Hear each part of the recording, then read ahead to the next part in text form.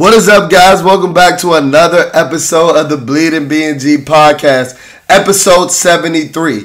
So let me go ahead and let me address the elephant in the room. Guys, I know it's been a couple of weeks since we have been posting podcast episodes and things like that. But trust me, you know I would never leave you guys like that intentionally. So to be fully transparent and be completely honest with you guys, I actually caught the flu the day after our big win against the Eagles. So that was about 2 weeks ago. And then last week was my birthday, so I was out of town. I actually got the clearance to travel the day of my birthday. So it was a very interesting birthday, to say the least. But I'll never leave you guys again. But that flu was pretty treacherous. I had the flu for about a week, so it put me down bad. I was in no capacity to record, but that's the past. That's the past. We have missed a lot. We have missed a lot over the course of the last couple of weeks. We missed our big win over the Eagles, which is probably still our biggest win to this point of the season, or to that point of the season. And then we also missed our dominant win that we had against the Houston Texans. There wasn't really much to talk about in that game. But here we are with another recap episode. So like I told you, this is episode 73, and we're going to call this episode The Sean Way. We're going to call this episode The Sean Way because I said we're here to recap Washington 19-13 win over the Atlanta Falcons. And the reason I'm calling this The Sean Way is, of course, today is the 15th anniversary of the passing of Sean Taylor, one of my favorite all-time athletes, even before the passing. I just love the passion that Sean played with, and it's something that I identified with as a young football player. I could tell that he was somebody that was more passionate than others playing the game and things like that. So Sean was one of my favorite athletes even before the passing. But of course the passing made it more tragic and things like that. So to see that we're 15 years since his passing, it's crazy to see that time has flown by that fast. But it's also amazing to see that, like his family members were there for the unveiling today. And it's also amazing to see the people that have grown over time. Like his daughter Jackie's a full-grown woman now. She's about 17 or 18, and at the time she was about 2 or 3 at the time of his passing. So things like that are crazy to see. But let's get into this game. Like I said, Washington won. Washington won 19-13 in an ugly game. Ugly in every sense of the word, and that's why I call this the Sean Way. That's why I call this the Sean Way, because so many games that I remember in the Sean Taylor era, though we weren't the best teams and everything like that, but the big moments that I do remember, it was always a big play coming from our defense. It was always an electrifying play coming from our defense and coming from Sean in particular in a lot of cases and things like that. And that was the case today. Like I said, in the Sean era, we dealt with a lot of ineptitude, especially at quarterback with the Mark Brunells of the world, the Jason Campbells of the world, whoever you want to name. And that's kind of what we're dealing with in 2022. But hey, the Commanders keep finding a way to win. That's 6 wins out of the last 7 games, with the 1 loss coming in a narrow defeat against the Minnesota Vikings. And we're the hottest team in the NFL since week 6. So, I mean, there's not really much you can complain about. I'm in a great mood. I mean, there's not really much to say it. But, as we do at BnG, we always try to give you the most raw, unfiltered, hard-hitting analysis. And that's what we're going to try to do to cover the basis of this game. Like I said, it was an ugly game. Ugly game throughout, on both sides of the ball, offense and defense. But even the elements, it was rainy throughout. I woke up this morning, and it looked like a hurricane outside. And at that point, I knew to lock in the under.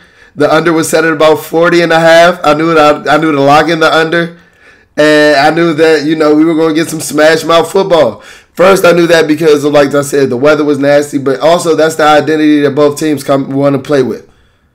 We've seen that ever since at least our win against the Philadelphia Eagles, we're a run-first team.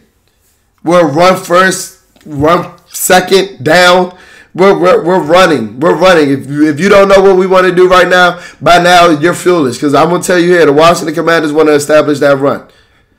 And that's the same thing with the Atlanta Falcons. So you have 2 of the top, 8 rushing attacks in the NFL over the course of the last couple of weeks and things like that going head-to-head. So I knew this was going to be a short game.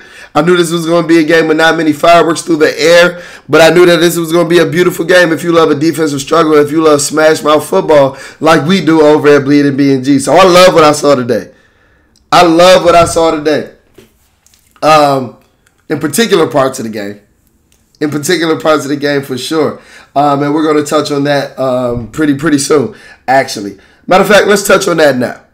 So as I said, the Washington Commanders have won 6 out of their last 7 games and have won, 5 with Taylor Heineke's last 6 starts or whatever. But the theme of today goes along with the theme of a lot of our wins over the course of this win streak. And please don't bash me, Heineke Hive. Please don't bash me. Please. Because if you ask me right now, I'm telling you, I prefer Taylor Heineke to be at the helm rather than Carson Wentz. I'm letting you know that right now so you know exactly where I stand. But an underlying theme for today, which goes along with an underlying theme over the course of this win streak, is that the team is winning in spite of Taylor Heineke's performances.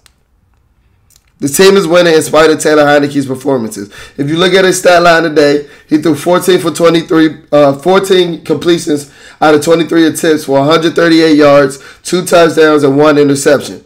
Those 2 touchdowns were Taylor Heineke's first 2 touchdowns in 3 weeks. And it wasn't like those were, the most electrifying plays and things like that. And by no means am I saying that you need those to win games and things like that. But it's not. Let's not fool ourselves and think that those were 2 dynamic passing plays where he's fitting those in the tight windows and things like that. Neither one of them were. Neither one of them were. And as I mentioned before, I'm taking Taylor Heineke before Carson Wentz. So please don't question where I stand. But guess what? If we're going to be honest with ourselves, if we're going to be completely honest with ourselves, these type of performances that we've been getting out of Taylor Heineke during this win streak is not going to be enough if we so be it happen to make the playoffs. If we so happen to make the playoffs, these type of performances, these type of inept quarterback performances are not going to cut it from Taylor Heineke. No matter which style you want to play. No matter if you're a run-first smash mouth team or what. Because guess what? Everybody plays the same in the playoffs. It's cold in January. Everybody's going to want to run the ball. Everybody. But the things that get you over the top in the playoffs, that's where the really elite quarterback play starts to matter. And if we keep getting the net performances like 14 for 23 for 138 yards, that's not going to cut it. That's not going to cut it. And as I mentioned in today's stat line, he threw for 2 touchdowns. 2 more than he threw for in the last 2 weeks.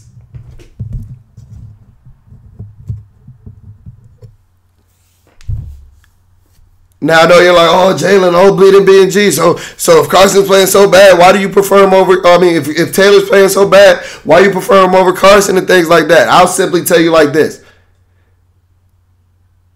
Taylor Heineke, his game style, no, he's not going to set the world on fire. No, we know that. But he is managing the game enough to not lose these games.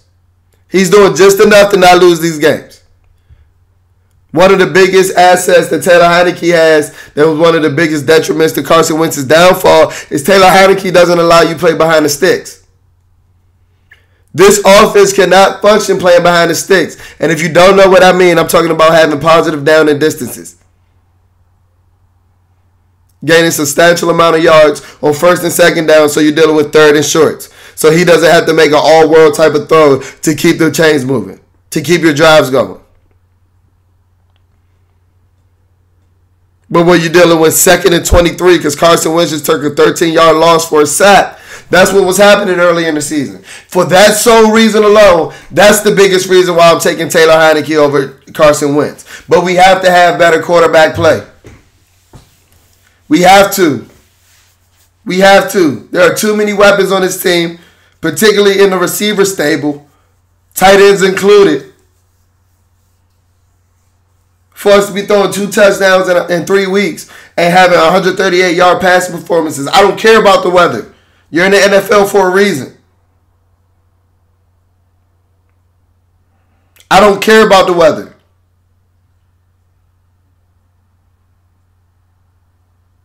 Anybody in the NFL that you want to consider a franchise quarterback? And no, I'm not calling Taylor Heinicke that. This is my point. This is my point. Franchise quarterbacks don't care about the elements. They're going to find a way to get it done.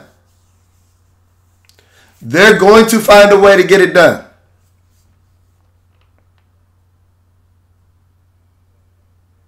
It's almost as if I'm speaking, but I promise you, I'm speaking on my behalf, but I promise you, everybody in the Washington Commander community feels like this. After that first half interception, it got to a point where I didn't want to see Taylor Heinicke throw another ball. And that's bad because I got Terry McLaurin on my fantasy team. So I was willing for my fantasy team to cough up and chalk up an L today just to see Taylor Heinicke not put another ball in the air. That's how bad he looked in the second half. Taylor Heinicke had 34 passing yards in the second half.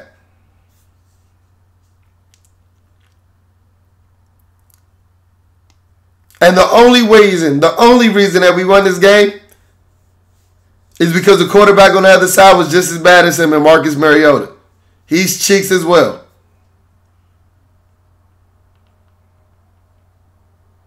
But by no means do I want to take this away from Taylor Heinicke. I think I read a stat that he was 10-4 in his last 14 starts. That's admirable. That's admirable. But us as Washington Commander fans, we're fooling ourselves if we think that this play is good enough to win in the playoffs.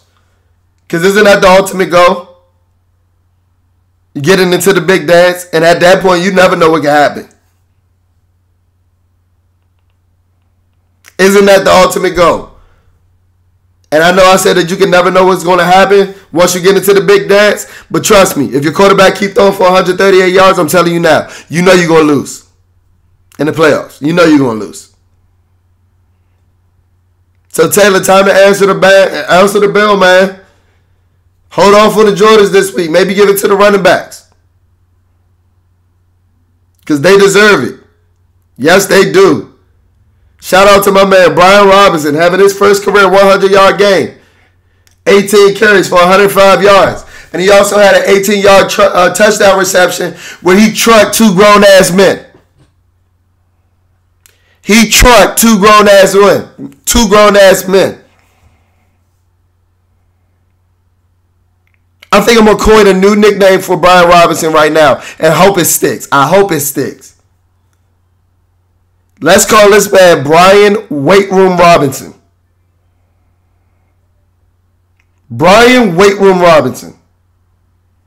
We're going to call him Brian Weight Room Robinson because if you look at today's performance or today's touchdown reception when he's plowing over two grown-ass men, or if you go back to the Philly game where he's dragging Fletcher Cox, overrated ass, into the end zone, stretching the ball out, I think that outside of Derrick Henry, in terms of just sheer strength, not just breaking tackle ability, but who's going to put up numbers in the weight room, I think Brian Robinson might be the second strongest running back in the NFL. And I'm not speaking with hyperbole when I say that.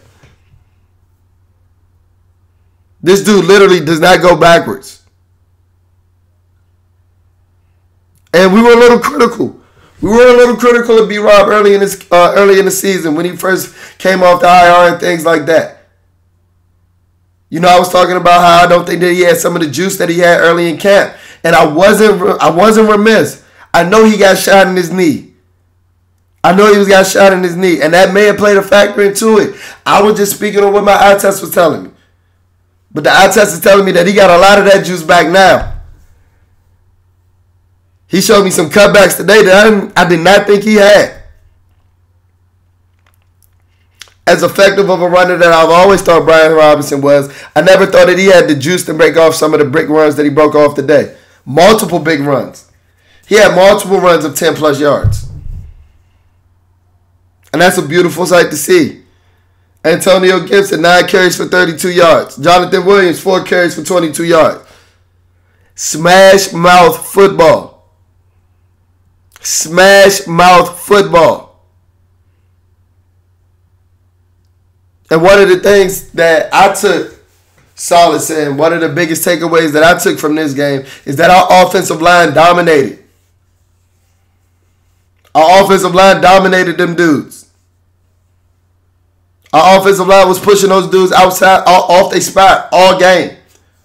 Those holes was big as day. You saw the rushing totals that I just ran off.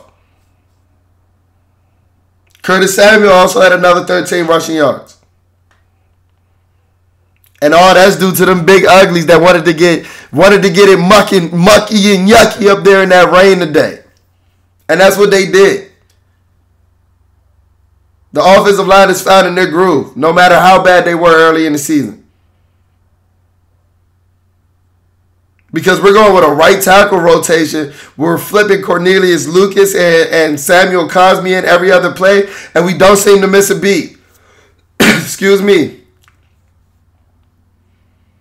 Trey Turner, who's been a lot better as of recent weeks and things like that, goes down today, and we put Sadiq Charles in, and we still smashing these dudes down their throat. Pause. We still running right down these dudes' throats. So has John Mask on the offensive line finally found their groove? It seems like it. Because once you found that identity that you're a run-first team, you haven't heard a peep from the offensive line in a negative sense. That's because you're not sitting there trying to drop him back with a statuesque quarterback like Carson Wentz 37,000 times a game.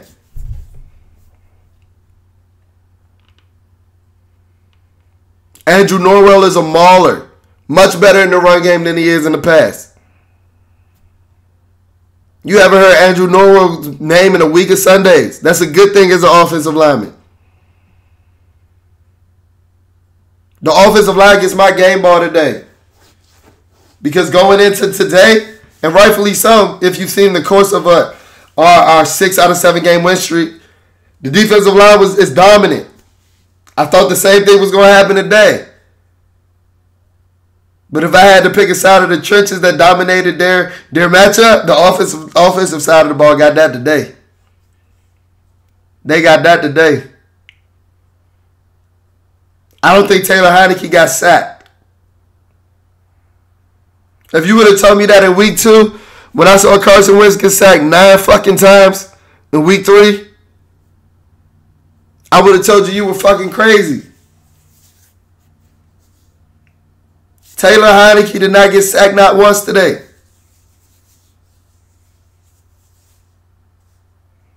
Shout out to Scott Turner sticking with the game plan. Because there were times that you could have got away from the run. There were a couple drives there where they were stuffing the run and things like that. But we were what? We persevered. We were persistent with it. We kept going.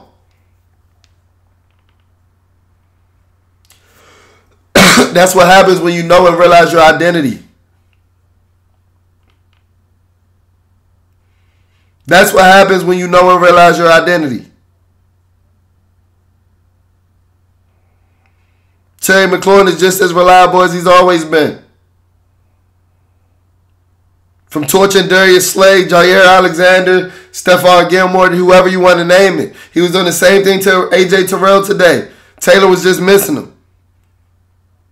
Y'all know we at the stadium, boots on the ground every week. That hasn't changed. That boy Terry McLaurin was running wide ass open all game today. I'm going to need Taylor Heineke to hit him on a couple more passes. For the sake of my fantasy team, at least.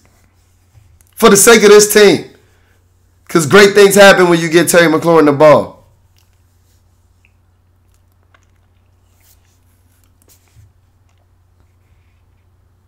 John Bass is a goddamn mauler.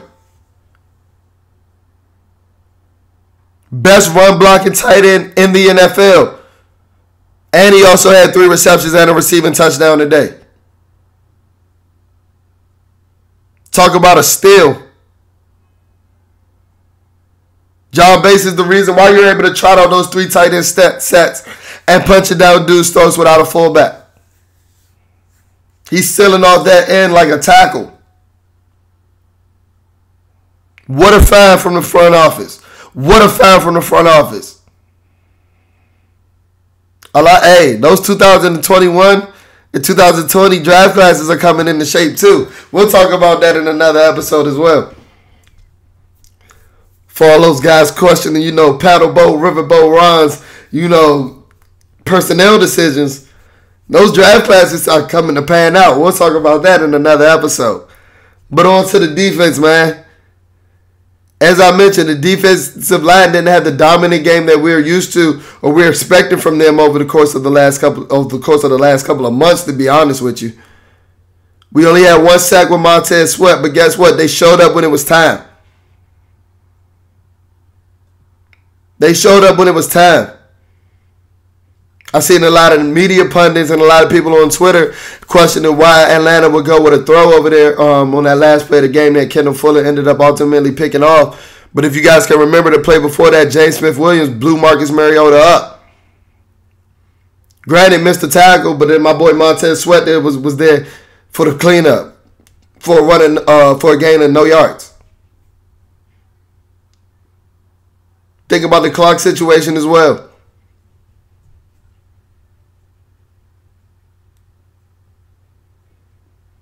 I know we missed a couple of weeks, so I'm here to tell you, Jonathan Allen and Daron Payne are the best interior line defensive tackle unit in the NFL.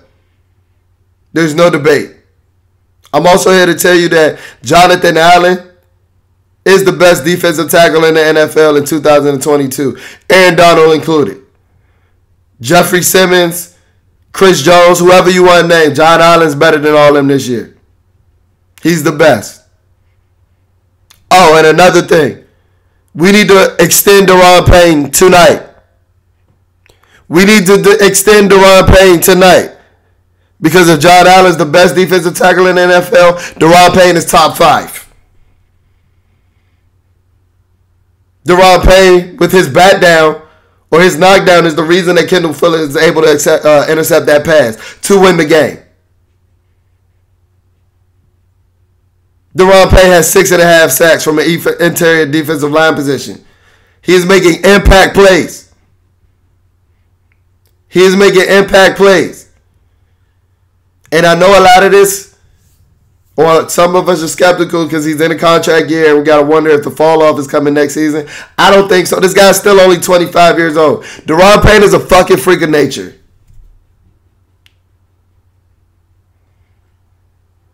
And I'm here to tell you, I'll be the first one to tell you, if you don't end up re-signing Daron Payne, Jonathan Allen's production is going to fall off as well.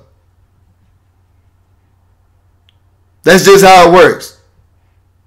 No reasoning behind John Allen. Like I told you, I think he's the best defensive tackle in the NFL today. But if you don't re-sign Daron Payne, Jonathan Allen's production is going to fall off as well. So I suggest you be wise with that decision.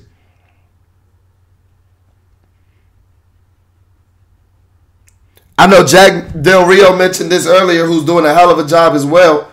I know he mentioned this earlier in the week, so I don't want to seem like I'm still in this thought or I'm a copycat or things like that. But it's true. I literally looked up today and said Montez Sweat is probably the best run defender at the edge position in the NFL. Guys, go look back at the film. Any run that Atlanta got on the outside went to the opposite side of Montez Sweat. And anytime they tried that shit on Montez Sweat, it never got to the outside. Montez Sweat is a fucking freak.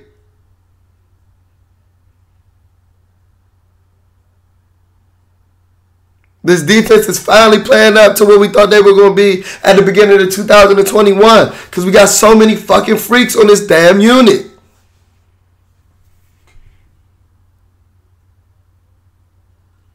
And guess what? If you're a BnG supporter and you've been here rocking with us a long time, you know hella people owe us an apology. But I don't want it first because I want you guys to give it to the person who it rightfully goes to first.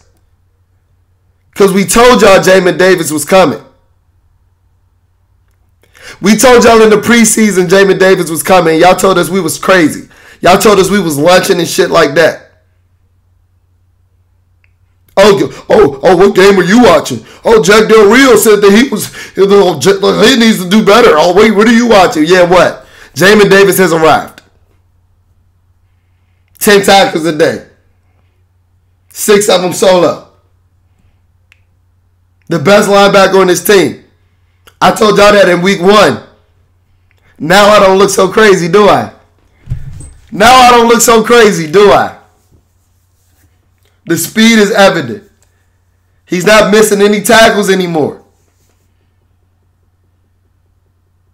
He saved a bunch of big plays today. A lot of those read options that Marcus Mariota was breaking off, if Jamin Davis wasn't there to make that tackle, those could have turned into 80-yard runs rather than 8. Best believe. We was there. I'm here to tell you.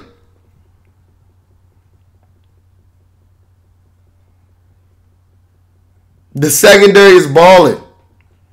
Benjamin St. Juste didn't play today. You didn't hear Christian Holmes' names a bunch of times. That's good. As I told you, I think we have the best defensive tackle unit in the NFL. I think we might have the best young safety tandem in the NFL in Derek Forrest and Cam Curl. Because they prove it week in and week out. They prove it week in and week out. Derek Forrest is a fucking menace. He suplexed the shit out of Marcus Mariota today. Almost like he told John Ridgeway, anything you can do, I can do better. Look at this, bruh. I got this. Derek Forrest had 11 tackles today, 8 solo. Playing as the deep post safety most of the time. Man, this defense is hitting all the right buttons. And I'm here to tell you. Nah, I ain't gonna say it. Nah, fuck it, I'm gonna say it. This defense is teetering championship level defense. So we're going to need this quarterback to pick it up and not waste this championship level defense getting played right now.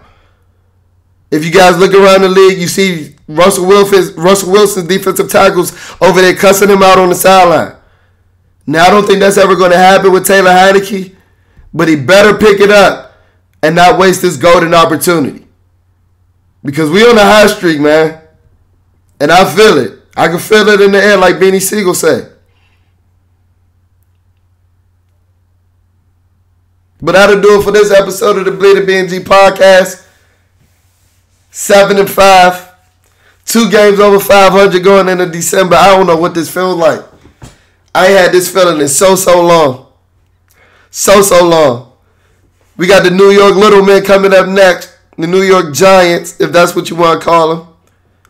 About to go ahead and spank them.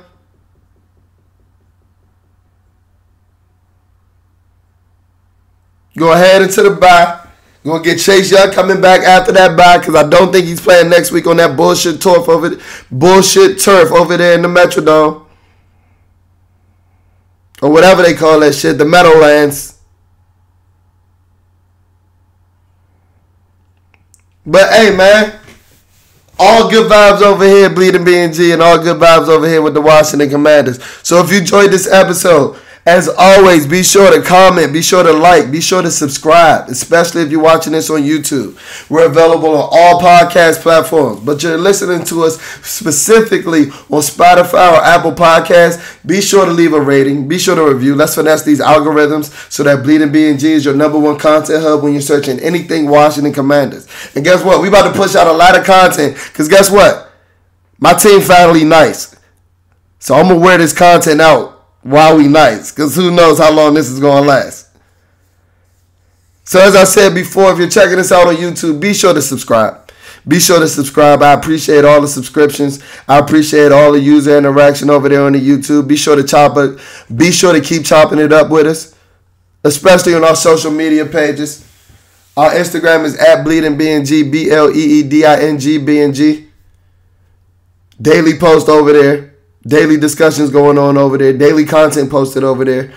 Our Twitter is @BleedingBnG, BleedingBnG. So there's only one G in our Twitter handle. And you know we love cutting it up over there on Twitter. So be sure to check us out. Be sure to keep checking into the page. Because like I said, we coming with some fire content. I got to put in the same amount of effort the Washington Commanders giving us right now. And it's a lot. It's a lot. So as I said, I'm going to check in on you guys later. Thank you guys for tuning into this episode. And you guys have a good week.